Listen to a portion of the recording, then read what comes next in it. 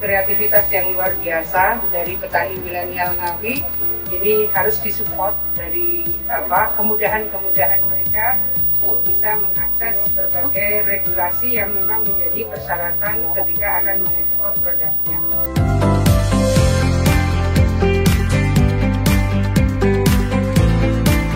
Percepatan masa tanam ini menjadi bagian penting, kawan-kawan sekalian.